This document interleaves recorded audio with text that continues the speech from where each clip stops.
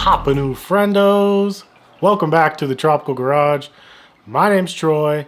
Happy holidays, happy Thanksgiving, happy Black Friday, whatever it is, wherever you are celebrating. If you're not celebrating anything, happy YouTubing.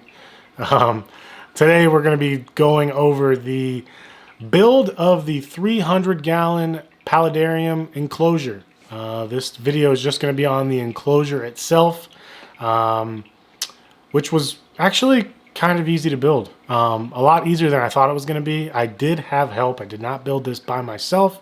My buddy Trey Bell came up from North Carolina to help me build this thing.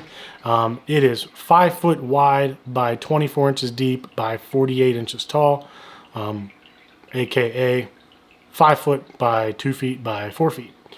So it's a rather large enclosure, and this is going to be a rain chamber, Paludarium, Vivarium / whatever you want to call it.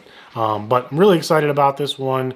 I've wanted to do something like this since I first moved out into the garage 2 years ago. It was the winter time when I moved out, and I noticed quickly how dry it gets in here and how low the humidity level is in the room.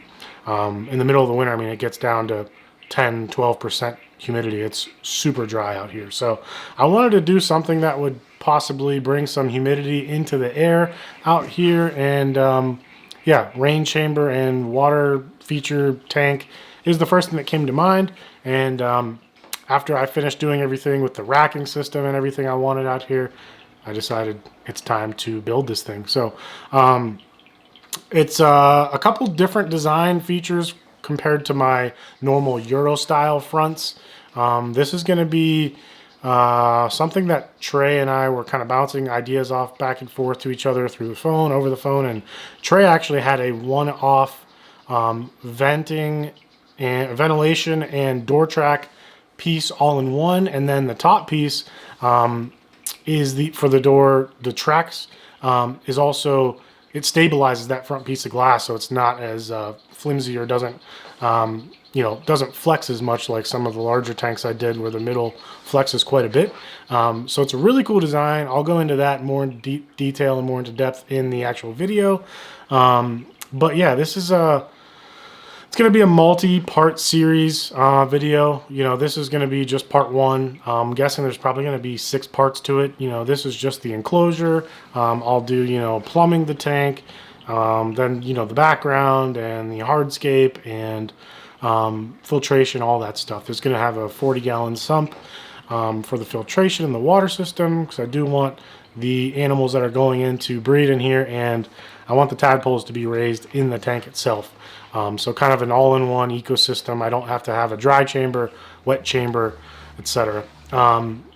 If what I've talked about already didn't give away what species is going in here, there's also going to be another species as well, which I'm not going to give away that quite yet. So it is going to be a cohab tank, and it should be really cool. I'm really excited to get started on it, but first things first, we got to build the enclosure and do all the plumbing and all that fun stuff. So like I said, this video is just the enclosure itself. So if you're not interested in seeing me build the enclosure, then I'd say click off this video. If you are interested in seeing that, then stay tuned. Let's get into it.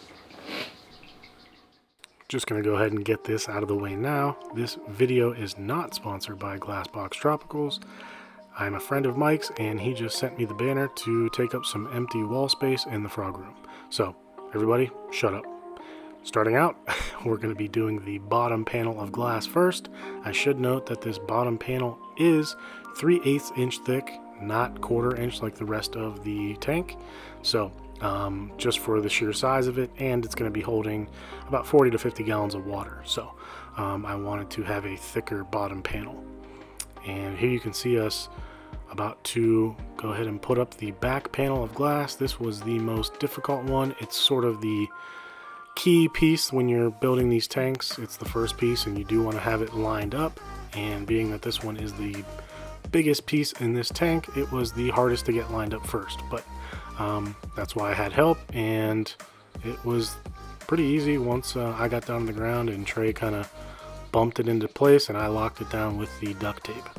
Next, we are going to do the silicone, the back panel, the back side panel I should say, this is also one of the most tricky parts because you're not laying that bead of silicone flat, you're doing it vertically, and it's a little more difficult. On the smaller size tanks, I do it with the back panel before it's attached, and I lay it on its back, and I'm able to just hold that panel on the top with my hands. It's a lot lighter. So in this situation, we're not able to do that. But I'm about to put the side piece in and lock it down.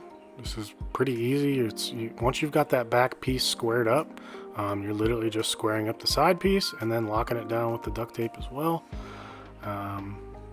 So we're going to repeat the process on the right side here.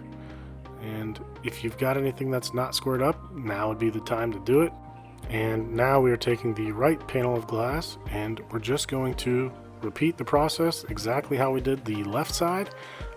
This time it's a little easier for me because I do have Trey over here to help. Before he was holding that back panel of glass and couldn't help me on the left side. So once it's squared up, you're going to lock it down with the duct tape just like we did before. And yeah, it's starting to come together and look like an actual tank. Moving on to the front piece of glass, I should note that I did previously measure how tall the pieces go up. So I just ran 2 beads of silicone along the sides, and now I'm running the long bead of silicone along the front edge.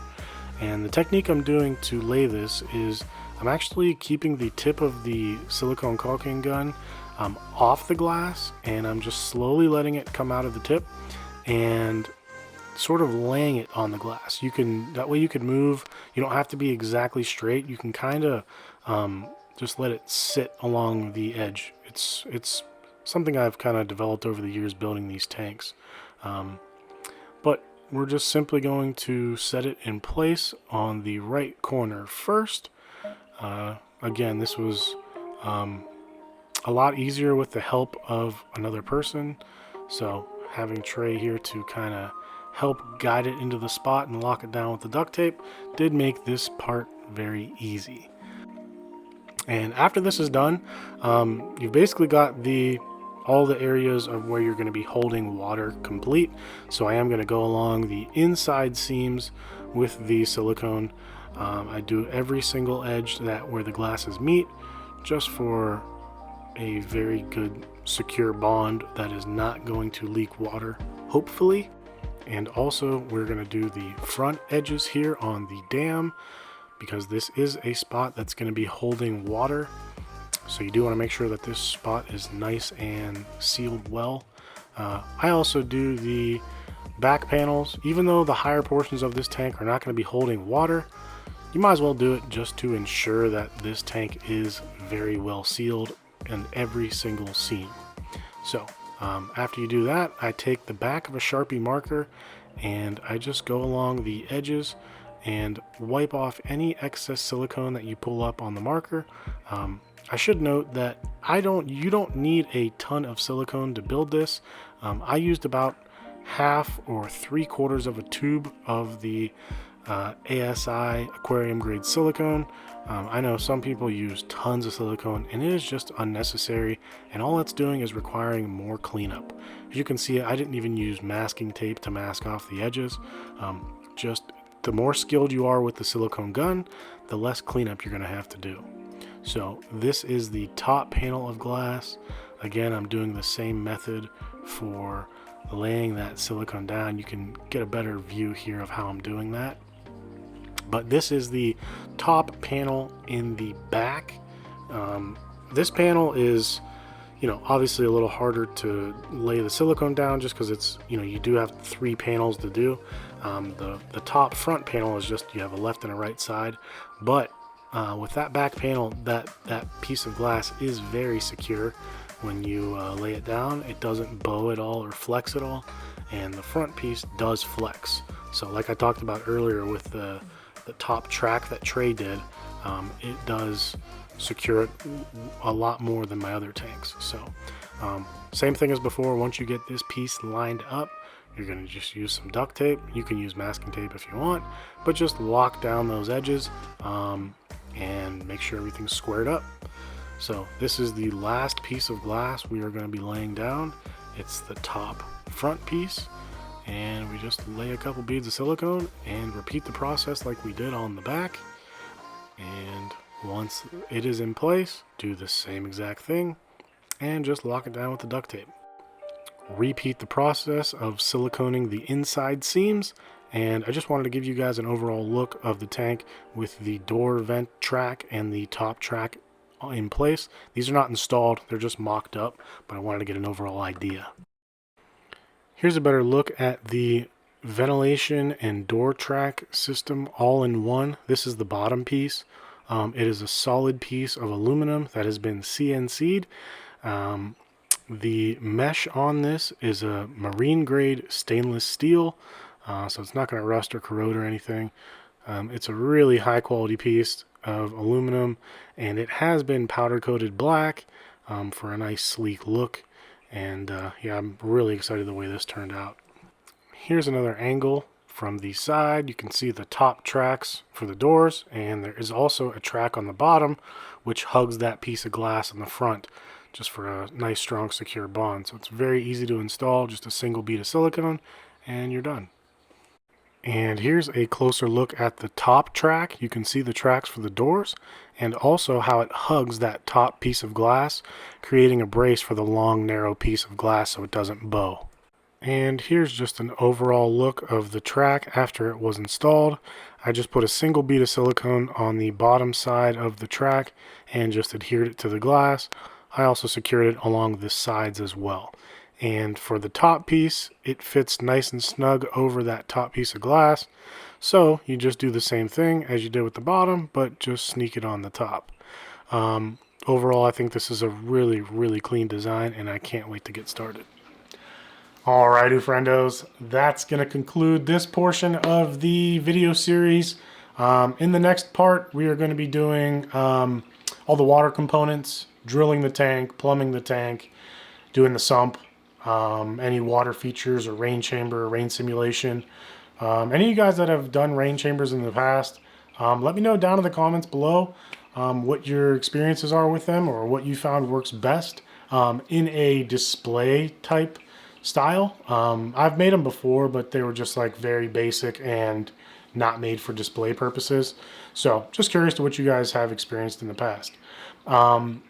So yeah, also getting on to the track, Trey is working on making this track a product that's available with a shippable all glass tank style.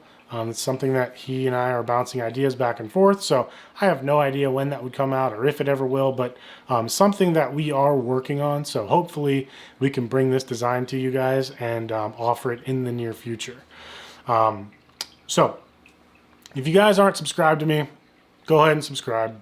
Also, if you're as excited as I am about this video series, make sure to hit that notification bell so you are notified when I post a new video about this tank. It should be fun. I'm excited for the ride and the journey here, and I hope you guys are too. So I've got nothing else to say today. Hopefully you guys had a good holiday and you guys are staying safe, and that's it. Nothing else. Goldberg, out.